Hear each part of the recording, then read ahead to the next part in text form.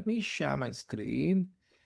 Okay. So what do you see here? So this is what I this is what we call as in Snowflake as Snowsight, your web console that you do everything.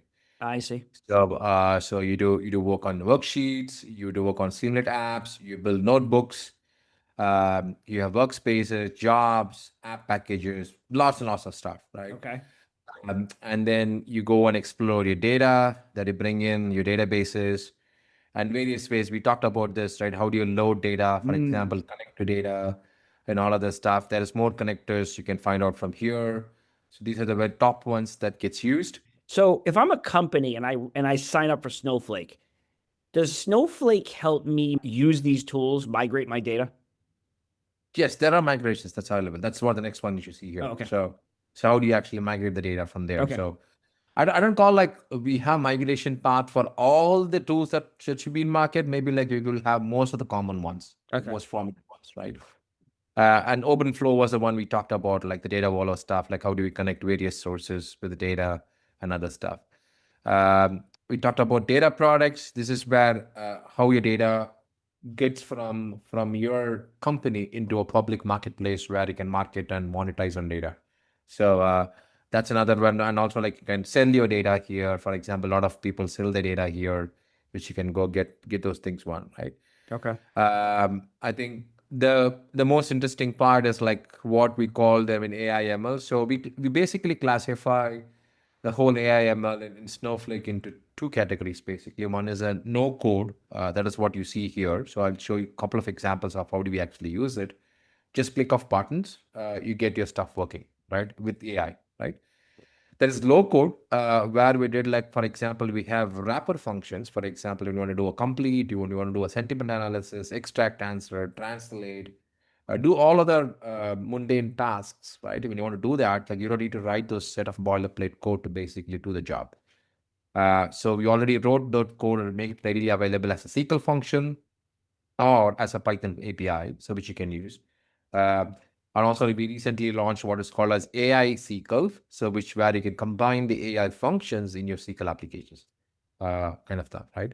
Mhm. So, and then like we talked about Cortex Analyst a bit, like where you can talk to data. I'll show you an example of how do you basically use Cortex Analyst in a second.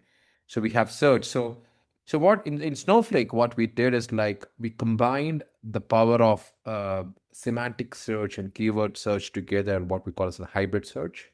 And then like we fusion the results and return you the top K results, right? What you want, right? Which means it's more powerful way of searching something and getting the information out, right? So the moment the data lands, the whole point is like, how do I use the data next time, right? Mhm.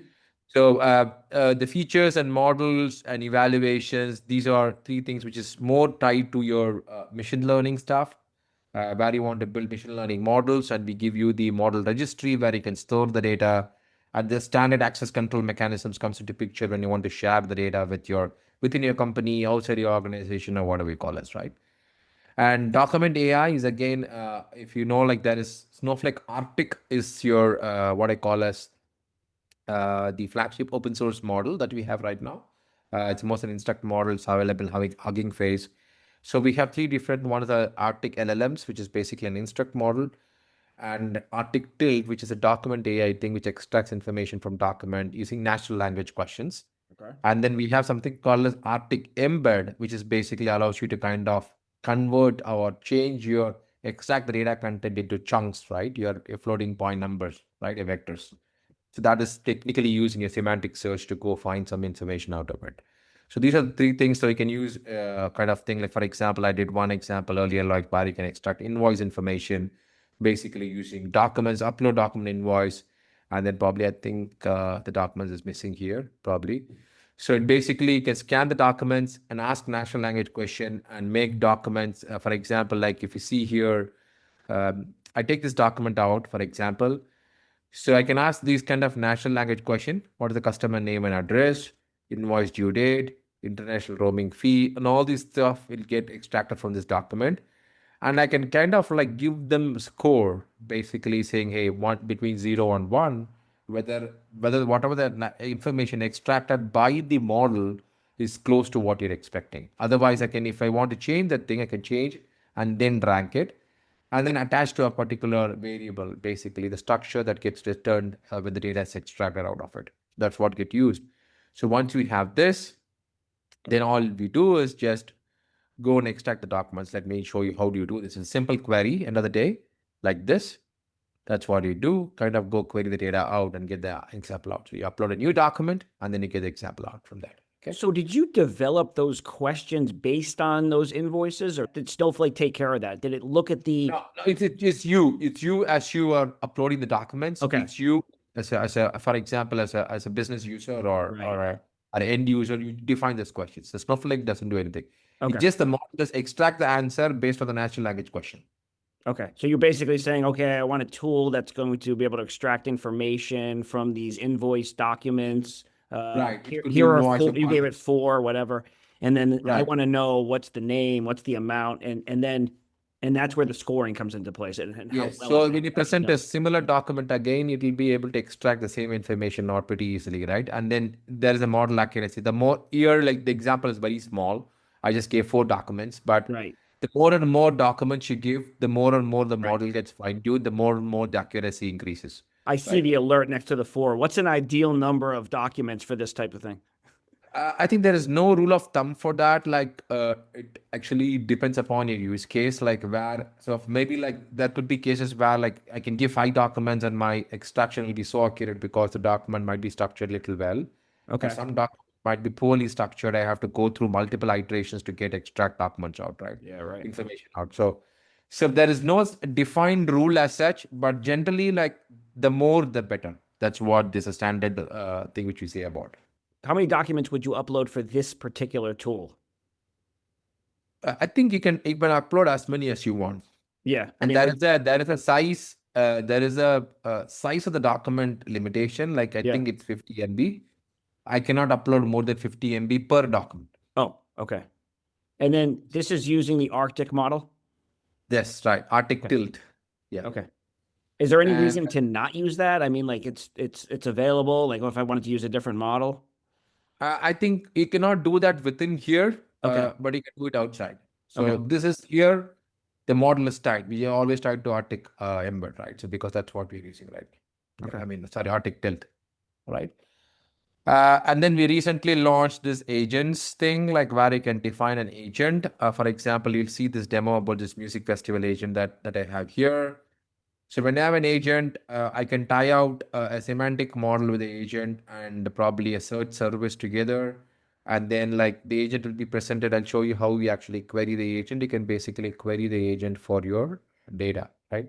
So it does a natural thing like go into the event data semantic model or go to the search service to get extract information for you to give the information, right? So semantic view and semantic model can be defined with what is called as Cortex Analyst. So you can pick up, for example, when I create with a guided setup, it basically asks you to go to a stage where you want to store the YAML file. Then you have to select the tables, select the columns, and then you're done. So I think once the model is defined, so for example, let's go and see this model that I already have. So this is support tickets model. So we get the dimensions, basically what all the support tickets thing, the ticket ID, customer name, customer email. There is no time thing here. You can move around these dimensions and all other stuff, define relationships, verify questions here to see like if your model is answering everything accurately, or you can change around this model, right?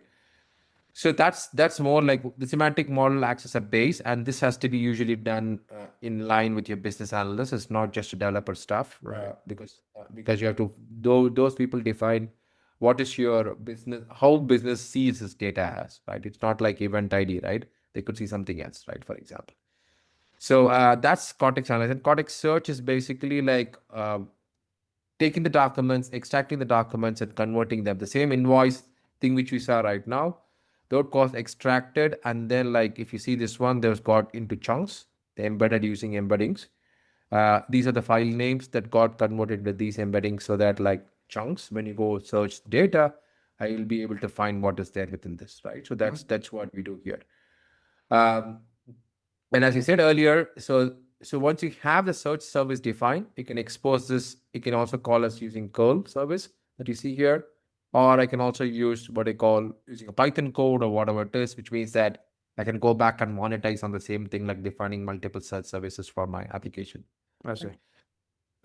So search plus your analyst becomes your what you call a Snowflake intelligence, right? So where I can query on a typically supported large language models, asking natural language questions, or I can define my agents, which is a combination of your mulch of semantic views and then the your search services put together and ask this question, right? For example, I have this. I remember like this music festival agent, which is already there. For example, I can just say, okay, hey, tell me what is the top 5 events with 5 tickets sold. It goes into text to SQL. Again, this is used by Snowflake's state-of-art agentic system that runs behind the scenes. Okay. It goes execute stuff, it generates the SQL for you for your reference if you want to do, and then it kind of prints this out, gives you details about what all the tickets being sold. This is tabular data, and I can also ask it like, can you chart it? Then obviously this gets charted as well, and then gives you a bar chart or whatever chart you want, right? So you can keep building that kind of an agents where there's kind of a workflow involved in it, like Yeah. data-driven workflow. There's multiple tools. One is like need to take your question, translate that into SQL, execute the SQL, get the SQL executed, get it into a chart tool, kind of chart it out and do. That's what your Snowflake Cortex APIs does. The agent API, which is right now in PUPR, what we call as public preview. So, which means that it's not GA yet. So that gives you all of the things that is required for you, right? So I think, for example, I was asking the visualization of the same stuff, it was able to visualize, right? So So the prompt this text is is always being sorry. converted to SQL on the back end? Uh, Not all, as long as your data is tied to it. For example, like if you ask a question like, obviously this question will not come out from this. Right. Tell me about asked about this will not not know anything about this particular data, so it will not Right. work basically, but it can give some very generic information or something like that. Maybe like, yeah, I it see. doesn't have Okay. anything because the tools that I use, that's all it can get, right? So because these tools again, they go behind and then you tie up with one of those models, Yeah. for example, Cortex Search and other stuff. That is what will be used. But ideally, your data will not be very, very perfectly matching to that, right? Because the tools doesn't have reagents, doesn't have any information about it. So if Maybe you're asking a question that's relevant to the data, it's going to convert right. it to SQL and then it's going to query that data source. Absolutely, And you absolutely. define the data how? Using that semantic tool? Yes. So we already have the data, your Yeah. actual raw data loaded into the tables Yeah. as data, it's structured data, for example, or JSON files, another kind Yeah. of thing. And then we define the semantic model on top of the data, Yep. and we choose what columns you want. We define the I synonyms, see. dimensions, facts, anything, whatever you define, the relationships and everything, so that the semantic model understand how to operate on the data. And for unstructured data, so you have the search service that basically goes, you define the search service like what do you do? I just showed you like an example of that. We just do the search service to kind of go search on unstructured data and get the information. So when you define the Oh, tool, it will be a tool chain. So it'll be saying, okay, go to analyst. If analyst fails, go to search. If yes. search fails, go to another tool. And then if you're having a chart requirement, try charting. If everything fails, just report back, I cannot do this, right? So that's it. I see. So there's all these different tools, the semantic model, the search service, the charting tool. You specify these tools and attach it to the agent. Exactly, exactly. And this is an API. So this is Yeah. what you see is a UI that is given to you from Snowflake intelligence from the Snowsight. Okay. But you can also use the API to basically do the whole definition of this. The Cortex Agents API, so that allows you to kind of define the tool chain with the prompts, with the roles, and everything that you typically do with a large language model, and then send it across to the agent as a REST API call. When you're using the semantic model, which, as you said, it basically tells the agent how to operate on the data, does that Right. is that generated automatically from the data source? In other words, you import a bunch of data, structured data. Does it pull out all of those columns? Yes, semantic models, it gives you a very basic definition of everything. For Okay. example, let's go try defining one. I think it should not take too much of time. But it's automatic. Yeah, I think basically it's automatic. So for example, Yeah. let me go to AI/ML, Cortex Analyst. Uh, Let me try again doing defining a semantic view. Just create a semantic view. I just define models. I just say events data. It could be anywhere within your data structure or anything. Okay. For example, let's say I have a table called SSI. Let me see if I still have the table. Yeah, I have this all these tables here. For example, the public Okay. 4 tables are there. I just choose them, Got all it. these stuff. Select the columns here. So all the columns are by default selected. I'm just selecting all the columns, or you can filter the columns what you want. I'm just selecting everything for simplicity's sake, and then create and save. Once I did this, so basically it does a little bit of intelligence on top I of see. it, trying to go identify which are the ones, but there could be discrepancies here. For example, I'll tell you what happens. Let's go to customers. There's a customer ID. Obviously, since it's a number, it inferred it to be a fact, but actually this is not a fact. Oh, I So see. this is a dimension, right? Customer ID is a dimension. Customer ID is not a fact, right? Fact is something which could be aggregated, Okay. right? I can do some one thing, either time series based aggregation or your statistical aggregation could be done. So that's what stands on facts. But technically, customer ID, since it's a number, by default, the language model is thinking that it to be a fact and then Yeah, putting it right. here. So you get these kind of discrepancies, which mean to say like the generated one, it gives you like what if I call like 60% accurate, or sometimes it could be 100%. Yeah. But the accuracy, let's keep 60%. Then you go back and revisit the model and then change. For example, I can just hit this one and say move it to dimensions. So which means that this Right. field gets technically moved to dimensions now. So now it will be able to do the inference properly, right? Um, Similar wise, I think you were defining relationships. I can define relationships here between two tables, and then when the text to SQL conversion happens, it uses a relationship that is defined. It knows that there is a relationship between tickets, sales, and events with an event ID column, right? You can join those things into the stuff, right?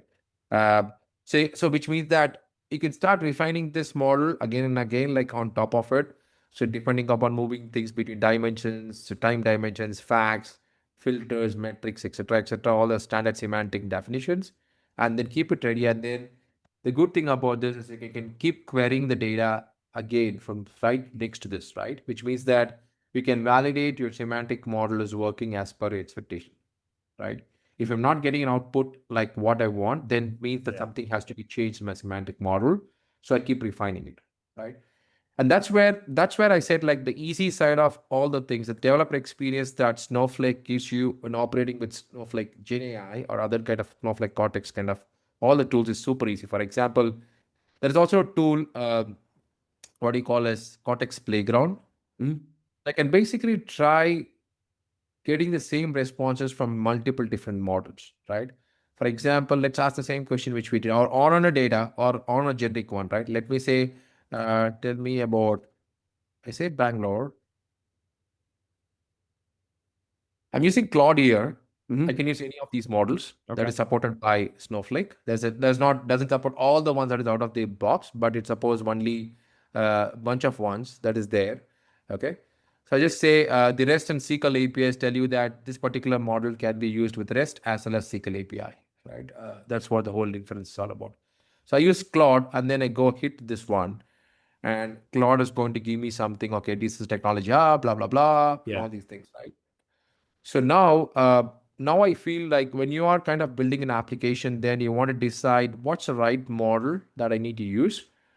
Then that's where this whole thing, right? For example, let's say I want to do a comparison, and then I pick out, let's say, llama. Okay, for I just say llama here. Okay, Oh, this is cool. This is pretty and unique. then I just use the same question here, Yeah. and now you find the difference between these two things, right, side by side, right? Saying, Yeah. okay, this model is giving. So you can now decide which one is a model which is very suitable for my application to kind of build the whole stuff.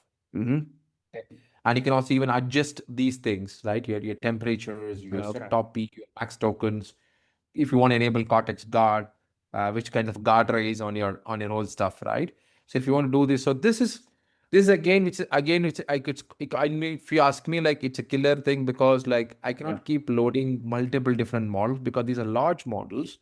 which is has billions of parameters, which means that loading of these models is a pain for you as a developer or the people who develop applications.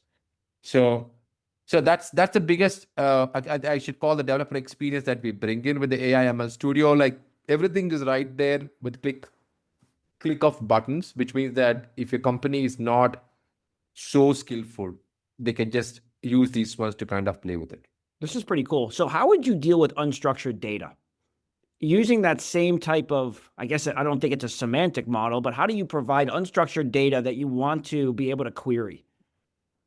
Okay, so what we basically first do with unstructured data, I think I was doing something earlier this afternoon. So the same invoices thing that you saw earlier.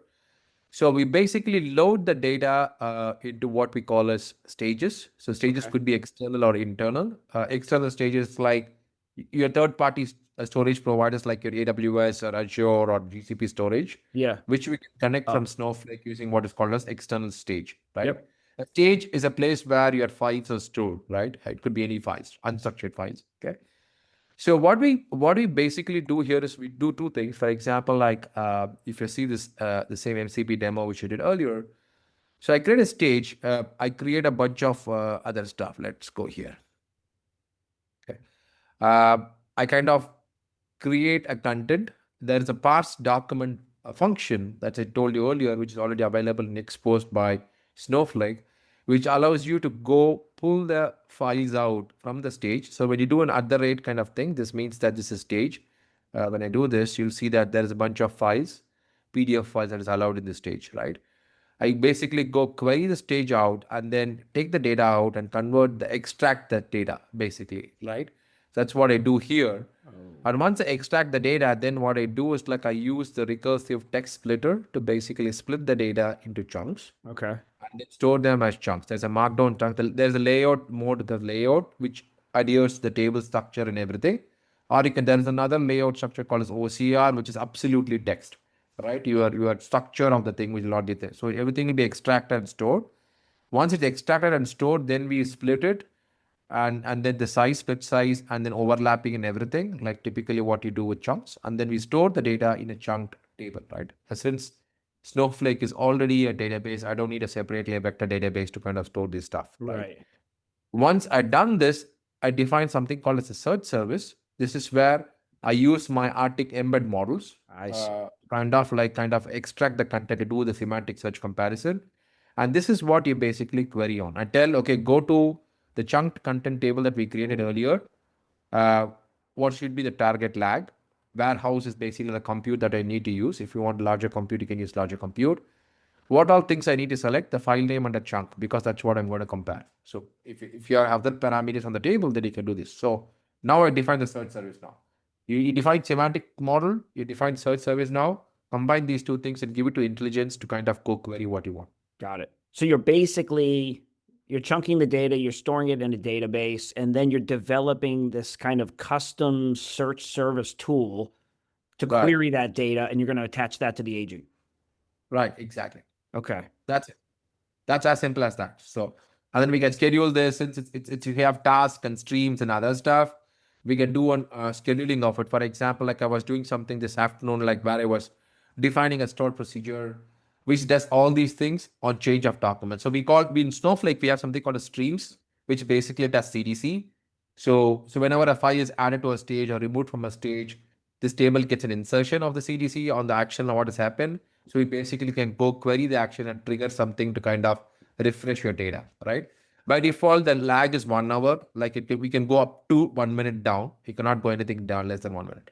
Jumping back to that music festival chatbot that you created, how do you then, like kind of as a last step, make that available to people, publish it, make it Streamlit. accessible to certain people within your organization? How does Snowflake support that? That's what we do with what we call a Streamlit apps. If you go to Okay. Stream here, so you can export them as Streamlit applications. For Oh, I see. example, we see, yeah, there's an analyst demo here.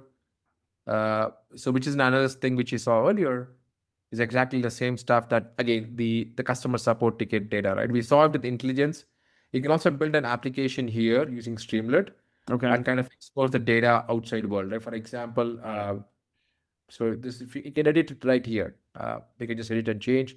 You saw the semantic model that's outside. I've just put that here for informational purpose. Okay. I can just directly query. So this application can be exposed using an URL or shared within that thing, right? Oh, I okay. can't expose it outside for now. It cannot be exposed like public. It can't be made public. It can be within the organization. Okay. Or somebody who is having what we call as a reader account, give them permissions to access this application from outside. This is like the chatbot that's embedded in a Streamlit application. Exactly. Then So is the left hand side accessible. is what you see as a Streamlit code, Yeah. and right side is what they're entering, right? So it can be dynamic, updated, run quickly like that. It wrote this code for you, right? You didn't have to write this Streamlit code. Obviously, you can update it, but it's providing like a template. I think there is a basic template that it gives, but it's not based on your model. That's not getting generated as of now, right? Right. So that's where I think what happens is that you see this little one here. You can click on the Copilot to help you do the job. Oh, okay. Okay, so again, it uses LLM models to kind of do stuff like or to generate queries, to do other stuff like the standard ones and notebooks and other stuff. So which you can use Copilot to basically do the job. Again, it leverages the same thing underneath. Copilot is built on this whole Cortex thing. So that like it can use build charts, write Python code, build Streamlit app, so that like some amount of code gets generated by this. You just copy and paste. So this must be a very common use case, right? Organization says, I have a bunch of data. I want to build a custom chatbot that queries that data, just that data. Right. And I'm going to build a chatbot here, and it'll ultimately be a Streamlit application that I can make available to my organization. That's the most common use case. If you can ask me what people ask, like chatbot to query my data. Query my data. Snowflake intelligence is something which is inbuilt within Snowsight. But you can build the same thing outside using Streamlet and then expose it to the outside world using APIs, right? But for calls and stuff. Yeah, that's great. Is this Copilot available for anything in this interface? As a developer, I could use Copilot to help. Yes, I think you can use. I think Copilot right now available for Streamlit. I can also use Copilot within notebooks.